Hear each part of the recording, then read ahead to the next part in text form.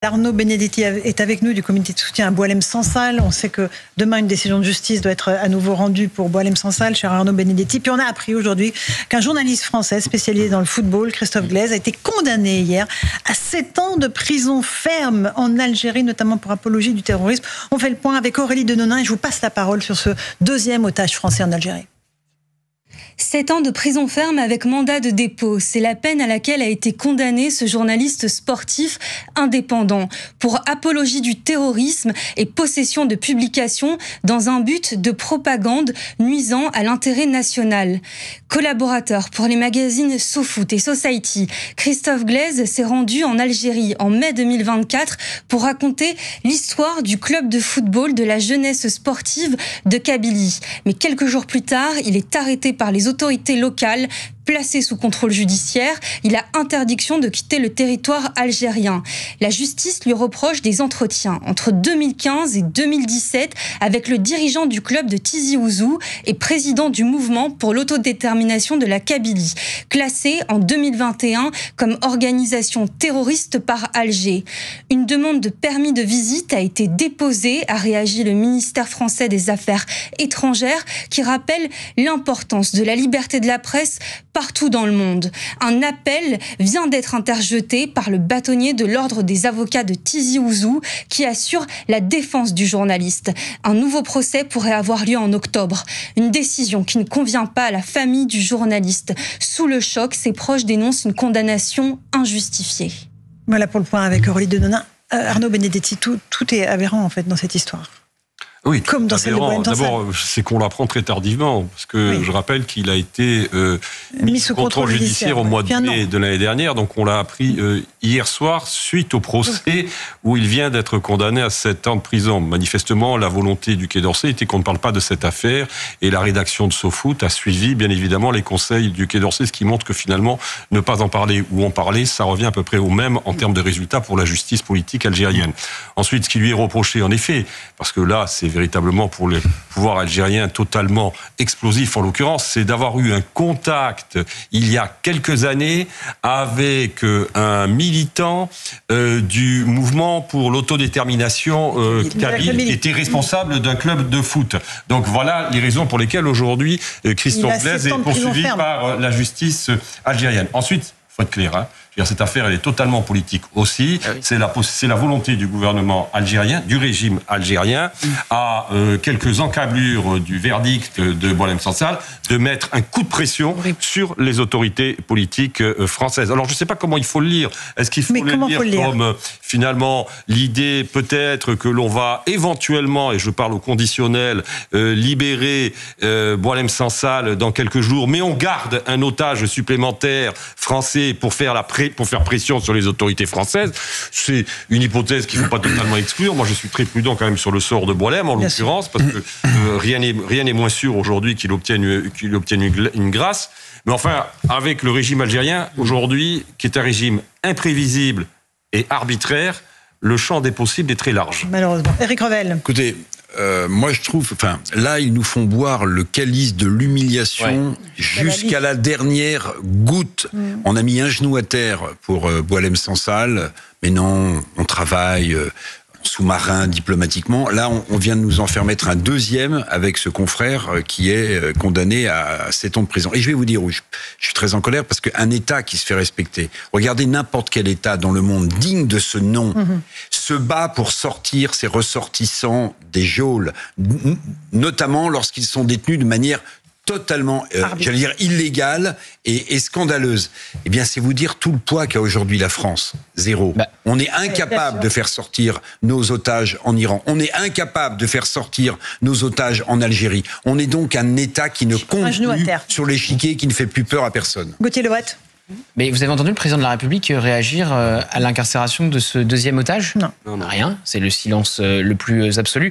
Alors j'espère. Ça viendra. Espérons que ça viendra. Tous les services diplomatiques sont mobilisés. On a envie on se dit au fond de nous, si c'est comme avec Boualem Sansal, bravo. Ça a bien marché quand Jean-Noël Barrot est allé à Alger faire la carpette devant. C'est très intéressant parce qu'on ne condamne pas, on regrette. On regrette. Oui. Voilà, on regrette. Dernier mot, Gauthier, avant la pause. J'espère que l'analyse de Arnaud est la bonne. Oui, c'est une hypothèse. Encore que libérer un Français pour en recapturer un autre, évidemment, c'est absolument atroce. Mais enfin, si Boualem Sansal sort, évidemment, ça sera une bonne nouvelle. Mais moi, je suis très sceptique quand je vois l'hostilité de l'Algérie entre les salves d'agents consulaires qui se font expulser, ou nous, après, on est en réaction et on essaye d'en expulser autant, entre donc évidemment l'incarcération de Boualem Sansal, maintenant ce journaliste sportif qui est incarcéré pour des raisons fallacieuses. J'ai du mal à croire que la grâce présidentielle va advenir pour Boualem Sansal, et vu aussi la charge que lui a mis le parquet algérien demandant 10 ans de prison. Donc on va voir, mais si il n'est pas libéré, il sera peut-être temps d'arrêter avec la stratégie de la carpette. Et puis M. Barrot avait joué les gros bras en Israël lorsque le service de sécurité lui a demandé des comptes, vous vous souvenez, devant un établissement français. Je trouve scandaleux que lors de sa visite en Algérie, il n'ait pas exigé de voir M. Boualem Sansal. Il aurait dû l'exiger. Il aurait même dû en faire une condition de sa visite. Mais la vérité, c'est qu'il normalement il devait revenir avec lui dans l'avion, c'était son espoir. Et bonjour Guy de Lafortelle. Bonjour Valentin. Je rappelle, chroniqueur financier, fondateur de la lettre d'information L'investisseur sans costume, et puis accessoirement fondateur de Toxin, à qui je dois d'être ce matin à cette antenne. Cofondateur, effectivement. Donc vous nous parlez ce matin de la fraude Koum Koum, si je ne m'abuse. Koum Koum, oui, ou l'arbitrage des dividendes, si on veut parler français. Alors c'est un vieux cheval de mer qu'on traîne depuis 7 ans au minimum, et plutôt une grosse quinzaine d'années. Qui est une pratique d'optimisation fiscale agressive qui consiste à éviter de payer l'impôt sur les dividendes que versent les sociétés françaises.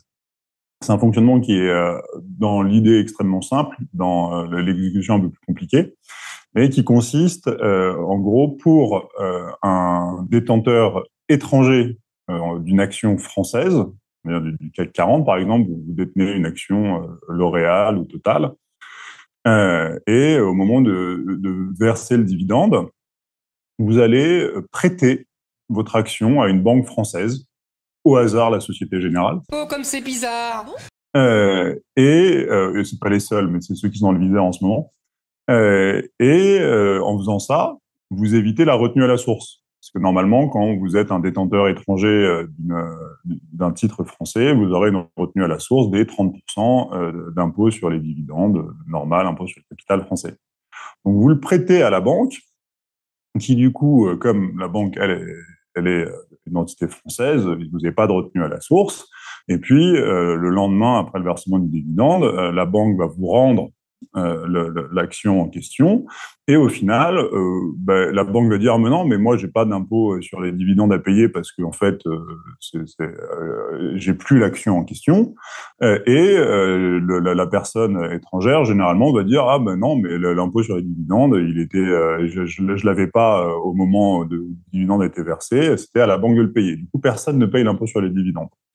Ça c'est le schéma standard, ce qu'on appelle le Koum Koum, c'est toujours avec dividende, Koum du latin. Puis vous avez d'autres montages, c'est assez créatif comme système, où vous avez des choses beaucoup plus agressives qu'on appelle le Koum X, où là carrément vous vous faites rembourser, vous prenez des crédits d'impôt sur les dividendes. A priori, c'est pas quelque chose qui a été tellement fait en France, qui a été beaucoup plus fait en Allemagne. Les Allemands ont pas mal souffert de ça. Ce qui est intéressant dans cette affaire-là, c'est que c'est une pratique d'optimisation fiscale qui, a priori, date du début des années 2000 et que les États-Unis ont réglé en 2010. Donc, ils ont mis fin à la pratique en 2010. Les Allemands se sont rendus compte de la pratique en 2012 et il a fallu attendre 2018 pour que ça sorte dans la presse. Donc, il y a 7 ans quand même déjà. Et nous, en France, alors ? On se rend compte du bousin. La manière de régler le problème est pas très compliquée. Il suffit de demander quel est le bénéficiaire effectif au moment du dividende. Vous dites vous êtes la Société Générale, vous donnez le titre, mais est-ce que vous êtes le bénéficiaire effectif? C'est un truc qui est maintenant standard dans ce genre de documentation. Et puis vous taxez le bénéficiaire effectif. Et donc s'il dit on vous a prêté l'action, mais en vrai derrière vous avez quelqu'un qui est soit à Jersey, soit n'importe où ailleurs, là vous reprenez les 30%. Donc il suffit de faire ça. Et donc, c'est quelque chose qui arrive normalement dans le budget 2025. Donc, dans le budget 2025, vous avez, c'est surtout au Sénat qui sont occupés de ça, vous avez une disposition qui est censée mettre ça en place pour mettre fin, au bout de 7 ans quand même, mettre fin à cette pratique en sachant qu'il y en a en gros pour 2 milliards par an. Ça dépend, c'est toujours pareil ces trucs-là, c'est compliqué. Et puis surtout, ce qui est génial, c'est que c'est l'université de Mannheim en Allemagne qui a fait le calcul pour nous. Nous en France, ils sont gentils, on n'est les pas capable de le faire. Et il y en a a priori au moins pour 33 milliards sur 20 ans. Si on regarde, et donc vous avez les sénateurs Jean-François Husson et Claude Raynal de la Commission des Finances qui sont saisis du sujet et qui sont un peu énervés en ce moment parce qu'ils ont fait passer fait passer ça dans la loi de finances, donc le fait d'imposer le bénéficiaire effectif et non pas le prête-nom du moment. Et ce qui s'est passé, c'est que donc ils ont fait passer ça et le gouvernement, lui, a publié un décret d'application qui permet en fait de continuer et qui en fait vide la loi de son sens. Donc le gouvernement a fait passer un décret qui empêche de lutter contre la fraude qu'on connaît depuis 7 ans en Allemagne. Ouais, c'est ça. D'accord. Non, 7 ans en France. Oui, 7 ans. Oui. C'est aussi en Allemagne. C'est une fraude qui a été, l'Allemagne et la France ont été particulièrement touchées. Je veux dire que l'Allemagne a réglé depuis 7 ans. Et nous en France, l'Allemagne l'a réglé depuis 4-5 ans, les États-Unis depuis 15 ans, et nous, on allait y arriver peut-être éventuellement maintenant. Et donc, vous avez la loi qui passe. Vous avez un décret d'application qui en fait vide la loi de son sens. Il ne faut jamais oublier qu'en France, on est très très fort pour voter des lois et ensuite ne pas les appliquer parce qu'on vide dans le décret d'application, on vide de son sens. C'est exactement ce qui se passe là. Jean-François Husson dit, d'ailleurs, en ce moment, il y a 4,5 milliards de redressement en cours sur cette optimisation Cumcum, et avec des trucs qui datent encore du mois dernier. C'est que la pratique ne s'est absolument pas arrêté. Donc, ce qui est la preuve que le texte le décret d'application publié par Bercy ne change rien et que ça continue. Et en fait, ce qui se passe, c'est donc Jean-François Husson, qui est très très très énervé, a été voir à Bercy et dit mais vous savez le président de la commission et le rapporteur général peuvent aller vérifier l'application de la loi dans les administrations, et donc il s'est présenté à Bercy et il a été voir un peu les échanges et il s'est rendu compte que la Direction générale des finances publiques était contre ce décret, et donc c'est véritablement Éric Lombard qui a forcé ce décret sur les bons conseils de la Fédération bancaire française. Et donc la Fédération bancaire française, dont le président est Slawomir Krupa, le PDG de la Société Générale qui elle-même, en ce moment, a 4 de ses salariés qui sont mis en examen par le parquet national financier et qui a eu une descente dans ses locaux le 24 juin, il y a quelques jours, sur ce principe d'optimisation fiscale agressive Cumcum. Donc, on a là... On commence à voir la ficelle, là, quand même. Hein. C'est assez gros, quand même. Ouais, c'est un petit peu gros, vous là. Vous avez Éric Lombard qui applique ce que demande la Fédération bancaire française et pas ce qu'ont voté les députés et sénateurs dans le décret d'application. Et tout ça finit même en question à l'Assemblée, quand même, par Charles de Courson, qui est un autre spécialiste des finances publiques, qui demande à François Bayrou, on va peut-être faire quelque chose là. Encore une fois, ça fait 7 ans que ça dure. Et là, François Bayrou qui dit « Ah, je suis pas au courant ». On va pas revenir sur ce qu'on a raconté sur François Bayrou il y a quelques minutes.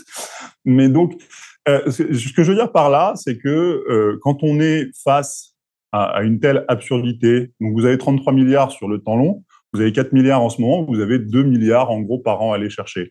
Donc quand on vient vous dire qu'il faut faire les fonds de tiroir, qu'il faut faire toutes les poches pour aller chercher 40 milliards absolument partout, et qu'on n'est même pas capable au bout de 7 ans d'aller faire un truc qui est absolument standard, je veux dire, il y a un moment, la loi est censée s'appliquer à tous, c'est-à-dire que c'est pas non plus la fin du monde. Vous avez une imposition de 30% sur les dividendes, c'est assez standard. Hein. Je vous rappelle que on est censé aussi, on est censé faire un peu de la moralisation mondiale sur ce genre de pratique avec des taux d'imposition minimum. On n'est pas encore sur des taux confiscatoires non plus. C'est-à-dire que on est sur des choses standards et même ça, on n'est pas capable de l'appliquer. ça pose un vrai problème de consentement à l'impôt, parce que moi, je suis désolé, je vois pas pourquoi nous, on devrait s'emmerder à aller se faire ratiboiser dans tous les sens, quand on n'est même pas capable de faire respecter l'impôt le plus basique sur le dividende des personnes étrangères. Eh bien, écoutez, c'est un des propos populistes qui ne vous engage que vous, Guy de Lafortelle. Non, je plaisante. C'est pas du tout populiste. C'était pour vous taquiner un petit peu les matins. Non, vous en faites pas. Et en tout cas, voilà, on voit l'absurdité sans nom, en fait, inqualifiable. Taquin, je dirais, c'est des propos républicains. Voilà, absolument. Non, mais voilà, on est en tout cas, pensez-y la prochaine fois que vous payez des impôts.